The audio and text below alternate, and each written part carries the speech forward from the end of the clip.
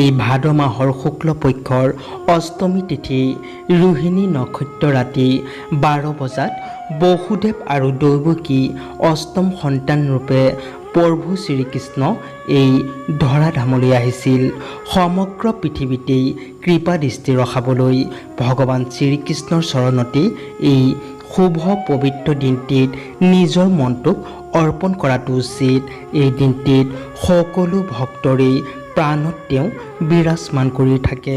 গতিকে জানো আহক এই পবিত্ৰ দিনটিত কি কাম কৰিলে ভগৱান শ্ৰীকৃষ্ণৰ আশীৰ্বাদ প্ৰাপ্ত কৰিব পৰা যায়। 1 নম্বৰতে এই পবিত্ৰ দিনটিত উপবাসে থাকি ভগৱান শ্ৰীকৃষ্ণক পূজা প্ৰাৰ্থনা কৰিলে তেওঁ অত্যন্ত প্ৰসন্ন হয় আৰু ভক্তক দুহাত ভৰি আশীৰ্বাদ প্ৰদান কৰে। আৰু এইটো কথা মনত ৰাখিব, ভগৱান শ্ৰীকৃষ্ণক পূজা কৰাৰ সময়ত তুলসী পাত নিদিয়াকৈ কেতিয়াও নাথাকিব, কাৰণ ভগৱান শ্ৰীকৃষ্ণ তুলসী পাত অত্যন্ত প্ৰিয়।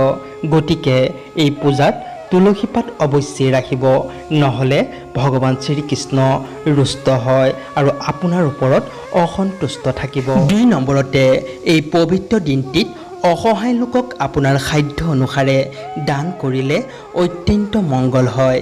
এনে কৰিলে ভগৱান শ্ৰীকৃষ্ণ সন্তুষ্ট থাকে আৰু তেওঁৰ কৃপা আপোনাৰ লগত সৰ্বদাই থাকিব। 3 নম্বৰতে এই পবিত্ৰ দিনটিত মনত শ্ৰদ্ধা আৰু ভক্তি ৰাখি মন শান্ত কৰি ভগৱান শ্ৰীকৃষ্ণৰ নাম গুণ জপ কৰিলে অত্যন্ত মংগল বুলি কোৱা হয়।